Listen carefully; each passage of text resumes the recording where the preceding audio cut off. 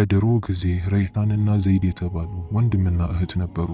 ረይሃንና ዘይድ አባታቸውም እናታቸውም ሞቶባቸው ከአጎታቸው ጋር ነበር የሚኖሩት። አጎታቸው እነሱን ይወዳቸው ነበር። ሁል ጊዜ እንደ አባት ሆኖ ይንከባከባቸው ነበር። አጎታቸው ሁል ጊዜ ወደ ጫካ በመውረድ ጥንቸልን ያድናል። ያደነውንም ጥንቸል ወደ ቤት ያመጣውና ከሚስቱ ጋርና ከሁለቱ ምስኪን ወንድምና እህት ጋር አብሮ ይበላል። እሱና ዘይድ አንዱን ጥንቸል ተካፍለው ሲበሉ አንደኛውን ጥንቸል ደግሞ ሚስቱና ረይሃን አብረው ይበላሉ።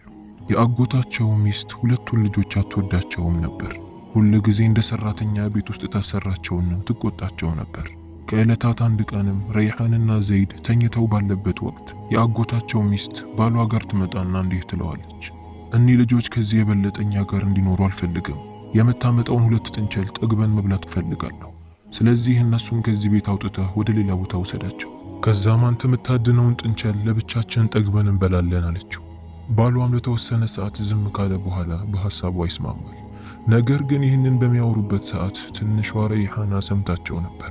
በጣምም ደነገጠች። ነገር ግን እንዳላወቀ ሰው ሆና አይኗን ጨፍና ተኛች። በቀጣዩ ቀንም አጎታቸው ረይሃናንና ዘይድን ይጠራቸዋል። ዛሬ ከኔ ጋር ወደ ጫካ ወርደን ጥንቸልን አድነን እንመጣለን ይላቸዋል። ምንም ያላወቀውም ዘይድ በደስታ መፈንጠዝ ጀመረ። ረይሃናም እንዳላወቀ ሰው ትደሰት ጀመር ነበር። አጎቱ በእንጨት የሰራለት ትንሽዬ ቀስት ነበረች። እሷንም ይዞ ወደ ጫካ ለመሄድ ወሰነ።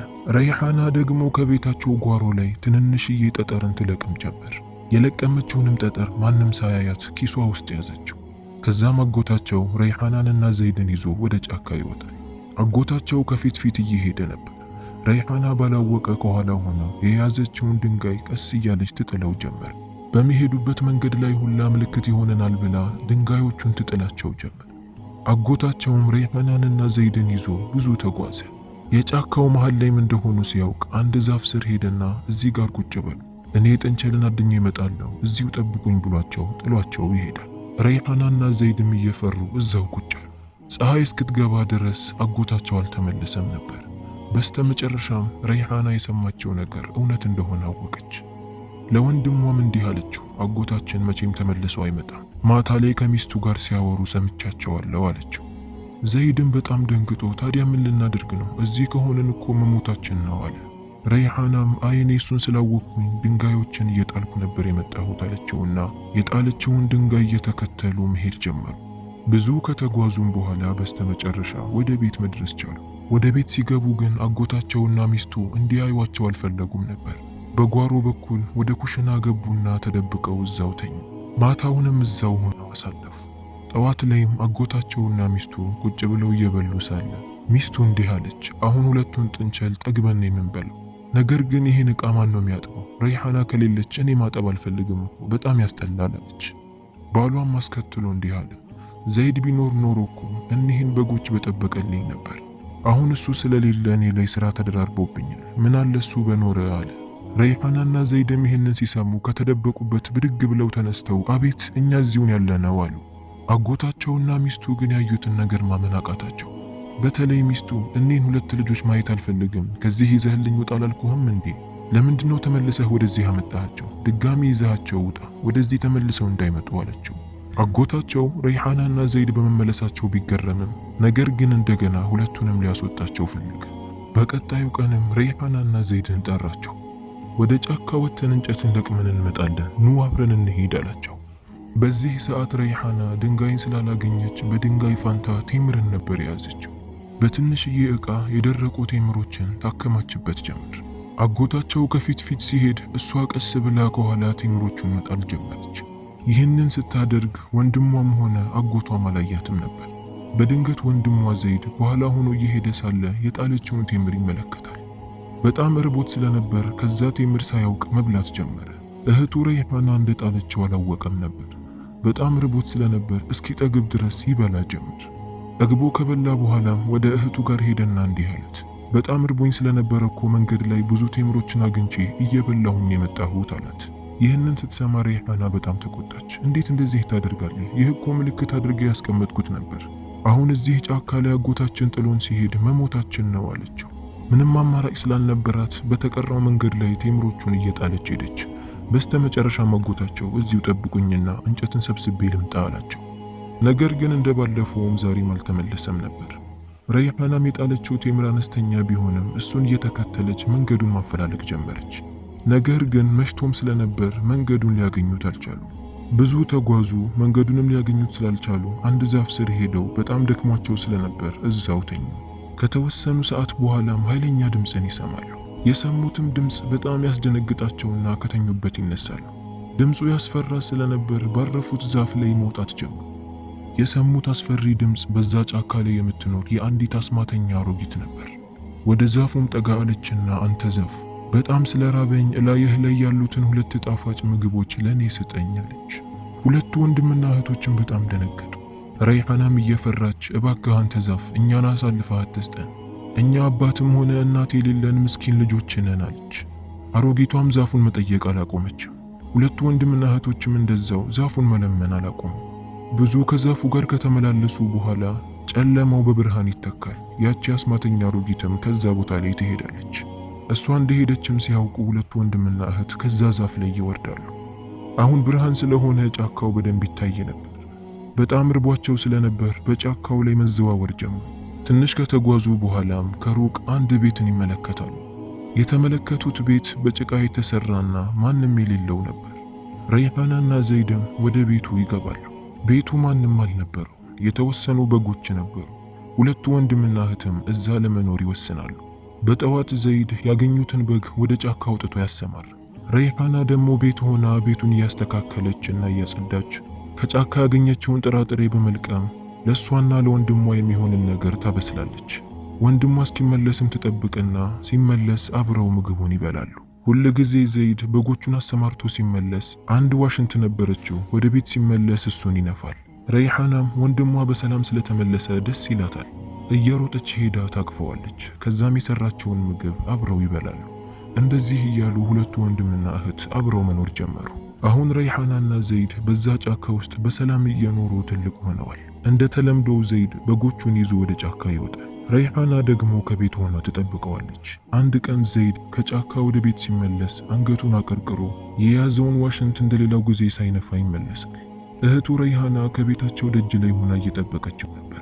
ወንድሟ ዋሽንቱን ሳይነፋ አዝኖ ሲመጣ ስትመለከተው ወደሱ ጠጋለችና ምን ሆነህ ነው ወንድሜ? ያጋጠመህ ችግር አለ እንዴ ብላ ጠየቀችው። ዘይድም አዎ፣ ጫካ ላይ በጎቹን አሰማርቼ ሳለ የጫካው አውሬ ወደ እኔ ጋር መጣና እንዲህ አለኝ፣ እህትህን በፈቃደኝነት ለኔ ማትድርልኝ ከሆነ አንተንም እህትህንም አብሬ በላቸዋለሁ ብሎ ዛተብኝ። ለዛ ነው አዝኜ የተመለስኩት አላት። ረይሃናም ይህንን ስትሰማ በጣም ደነገጠች። ዘይድ ወደ ጫካ በጎቹን ይዞ በወጣ ቁጥር ያ አውሬ እሱ ጋር እየመጣ ያስጨንቀው ጀመር። በሶስተኛው ቀን አውሬው ተቆጥቶ ዛሬ ማትድርልኝ ከሆነ ቀጥታ ቤታችሁ መጥቼ ነው ምበላችሁ አላቸው። ዘይድም አዝኖ ጉዳዩን ለእህቱ ሊነግራት ወደ ቤት ተመለሰ። ለእህቱም ረይሃና ሄዶ ነገራት። ረይሃናም አብሽር፣ እኔ አንድ ሐሳብ አለኝ አለችው። አሁኑን ወደ ጫካ ግባና እንቅልፍ የሚያስተኛውን ቅጠል ይዘህልኝ ነው፣ ገመድንም ፈልገህ አምጣ አለችው። ዘይድም ይሄ ምን ያደርግልናል? ለምን ፈልገሽው ነው አላት። ረይሃናም እሱን ካመጣኸው በኋላ የምታየው ይሆናል፣ አሁን ቶሎ በል ጊዜ ሳታጠፋ ሂድ አለችው። ዘይድም የእህቱን ትዕዛዝ ተቀብሎ ወደ ጫካ ገባ። ከብዙ ፍለጋ በኋላ እንቅልፍ የሚያስተኛውን ቅጠል አገኘውና ለቅሞ በትንሽዬ ዕቃ ላይ ያደረገው። ገመድንም እየዞረ በጫካው ላይ መፈለግ ጀመረ። አሁን እህቱ አሟልተህ ይዘህና ያለችውን ነገር በአግባቡ አግኝቷል። ይዞም ወደ ቤት ተመለሰ። ረይሃና ቤት ውስጥ ውሃን እያፈላች ነበር። ወንድሟ ትክክለኛውን ቅጠል እንዳመጣ ስታውቅ በጣም ደስ አላትና ያመጣውን ቅጠል ለሁለት ይፈጩት ጀመር። በደንብ ካደቀቀችውም በኋላ ያፈላችው ውሃ ላይ ጨመረችው። ያፈላችው ነገር ጣፋጭ እንዲሆንም ማርን ጨመረችበት። በሌላ ዕቃ ደግሞ ለራሳቸው ሌላ ጣፋጭን ሰራች። ከዛም ለወንድሟ ዘይድ አሁን ሂድና ወደ ጫካ ያንን አውሬ ይዘኸውና እህቴ ረይሃና አንተን ለማግባት ተስማምታለች፣ ለአንተም ጣፋጭ መጠጥን ሰርታለሃለች ብለህ ይዘኸውና አለችው። ዘይድ ግን በጣም ፈርቶ እርግጠኛ ነሽ ይዤው ልምጣ ወይ አላት። ረይሃናም አዎ ችግር የለውም በአግባቡ ስለሰራሁት ምንም ስጋት እንዳይገባህ አለችው። ዘይድም ወደ ጫካ ወጥቶ ዋሽንቱን መንፋት ጀመረ። ወዲያውኑ ያ አውሬ ወደሱ ጋር መጣ። በእኔ ሐሳብ ካልተስማማህ ዛሬ ማታ እንደምመጣ ታውቃለህ አይደል አለው። ዘይድም አረ ተስማምቻለሁ፣ እህቴም ተስማምታለች፣ ቤቱን አስተካክላ የሚጠጣ ነገር ለማዘጋጅታለሃለች፣ አብረን ወደ ቤት እንሄድ አለው። ከዛም ዘይድ አውሬውን ይዞት ወደ ቤት መሄድ ጀመረ። ወደ ቤትም ሲደርሱ ረይሃና ሁለቱንም በጥሩ አቀባበል ተቀበለቻቸው። ወደ ቤት ማስገባቻቸውና የሚጠጣ ነገርን አቀረበችላቸው። ረይሃናም ላንተን የሰራሁት ጠጣ አለችው። ያ አውሬ ምን አርገውበት ነው ብሎ መጠራጠር ጀመረ። ነገር ግን ወዲያውኑ ረይሃናና ዘይድም ሌላን አንስተው መጠጣት ጀመሩ። የማሩ ጥሩ ሽታ ስለነበረው እሱም ምንም ሳያንገራግር አንስቶ ጠጣው። ረይሃናም ሌላ ቀዳችና ጨመረችለት። እሱ እንዳይጠረጥርም እነሱ እየጠጡ ነበር። ያ አውሬም ጣፍጦት ስለነበር የሰጠችውን በአንዴ ዥው አድርጎ ጠጣው። ነገር ግን ወዲያውኑ ነበር መሬት ላይ ዝርር ብሎ የወደቀው። ረይሃናም ለወንድሟ ፍጠን ያንን ገመድ ይዘህልኝ ነው አለችው። ገመዱንም ዘይድ ባመጣ ሰዓት አውሬውን በደንብ አድርገው ለሁለት ማሰር ጀመሩ። በደንብ ካሰሩትም በኋላ እየጎተቱ አወጡትና ከዛፍ ጋር አሰሩት። መፍታት በማይችል መልኩ ገመዱን በደንብ አድርገው ነበር ያሰሩበት። በሰላምም ወደ ቤት ገቡና እረፍት አደረጉ። ጠዋት ላይም አውሬው ሲነቃ ታስሮ ሲመለከት ዘይድና እህቱ እንደካዱ ታወቀ። አንዳችሁን ሳልገል መቼም አልሞትም እያለ መዛት ጀመረ። ዘይድና ረይሃናም ይህንን ሲሰሙ በጣም ደነገጡ።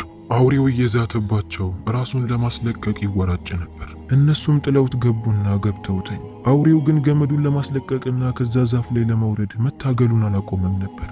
ዘይድና ረይሃናም የአውሬው መታገልና መዛት ሲበረታባቸው በዛ መንደር ላይ የምትገኝ አንድ አሮጊት ነበረች። ጉዳዩንም ለሷ ሊያሳውቋት ወደ እሷ ጋር ለመሄድ ወሰኑ። እሷ ጋርም ከሄዱ በኋላ ጉዳዩን ነገሯት። አሮጊቷም ተረጋጉ፣ አትደንግጡ። ከዚህ በኋላ እናንተ ላይ የሚዝትና የሚታገል ከሆነ ይህንን ገመድ አንገቱ ላይ አድርጉበት አለቻቸውና አንድ የአንገት ጌጥ የመሰለ ነገርን አውጥታ ሰጠቻቸው። እነሱም እሱን ይዘው ወደ ቤት መመለስ ጀመሩ። ነገር ግን ወደ ቤት በሚደርሱበት ሰዓት ያ አውሬ ሞቶ ነበር። ምክንያቱም ለ3 ተከታታይ ቀን ምንም አይነት ምግብን አላገኘም። በዚህም በጣም ደስ አላቸውና በጫካ ውስጥ መቆፈር ጀመሩ። ቆፍረውም ከጨረሱ በኋላ አውሬውን ከዛፍ ላይ አውርደው በቆፈሩት ጉድጓድ ላይ ጨመሩት። አስተካክለው ከቀበሩት በኋላም ወደ ቤት በደስታ ተመለሱ። በቀጣዩ ቀን ግን ያንን አውሬ በቀበሩበት ቦታ ላይ አንድ ጥቁር ዛፍ በቅሎ ነበር። እሱንም ለማንሳት መታገል ጀመሩ። ነገር ግን አልቻሉ። ድጋሚ አሮጊቷ ጋር መፍትሄን ካገኘን ብለው ሄዱ። አሮጊቷም የዛተባቸውን ነገር አልረሳውም ማለት ነው። ነገር ግን ችግር የለውም፣ እኔ አንድ መድኃኒት እንሰጣችኋለሁ። ይህንን መድኃኒት በዛፉ ላይ አርከፍክፉና እሳትን ለኩሳችሁ አቃጥሉት። ዘይድና ረይሃናም አሮጊቷ በነገረቻቸው መሰረት ዛፉን ማቃጠል ጀመሩ። ከዚህ በፊት ሰጥተውት የነበረውንም የእንቅልፍ ቅጠል ፈልገው ካገኙ በኋላ በዛ ቦታ ላይ ተከሉት። ዘይድና ረይሃና አሁን ያንን አውሬ ከራሳቸው በማሸሻቸው በጣም ደስ ብሏቸው ነበር። እንደ ድሮውም በደስታ መኖር ጀመሩ። ዘይድ በጎቹን አሰማርቶ ሲመጣ ዋሽንቱን ይነፋላትና እሷ በደስታ ግጥምን ትገጥማለች። ከዛ በኋላም ረይሃና በመንደሩ ላይ የሚገኝ ወጣት ልጅን አግብታ መኖር ጀመረች። ከተጋቡ ከተወሰኑ ወራት በኋላም ረይሃና አረገዘችና አንድ ቆንጆ ወንድ ልጅን ወለደች። ዘይድም እህቱ ረይሃና የወለደችውን ልጅ በጣም ይወደው ነበር። ዋሽንቱን እየነፋ ያጫውተዋል። ልጁም እንደዛው አጎቱን ይወደው ነበር። አንድ ቀን ይህ ትንሽ ልጅ በጫካው እየተዘዋወረ እየተጫወተ ሳለ በተረሳው መቃብር ላይ ጥቁር ዛፍ በቅሎ ነበር። ልጁም ወደዛ ጠጋ አለና ከዛ አንድ ቅጠልን ወስዶ በላው። ብዙም ሳይቆይ የረይሃና ትንሹ ልጅ ይታመማል። ረይሃናም በጣም ደነገጠች። ልጁንም ለማስታመም ብዙ ሞከረች። ነገር ግን ልጇ ሞተ። አውሬው የዛተባት ነገር እውነት እንደሆነም አወቀች። አንዳችሁን ሳልገል መቼም አልሞትም ብሏት ነበር። እሱንም ነገር አስታወሱ። የዛተባቸው ነገር በልጇ ላይ እንደደረሰም አወቀች። በጣም ማዘነች። ከዛ በኋላ በዛ ቦታ ላይ ያ ጥቁር ዛፍ ታይቶ አይታወቅም። የዛሬው የማታ ታሪካችን ይህንን ይመስላል። ሰብስክራይብ፣ ላይክ፣ ሼር አድርጉ። ያንን የእንቅልፍ ቅጠል ሳላመጣው በፊት ዳይ ወደ እንቅልፍ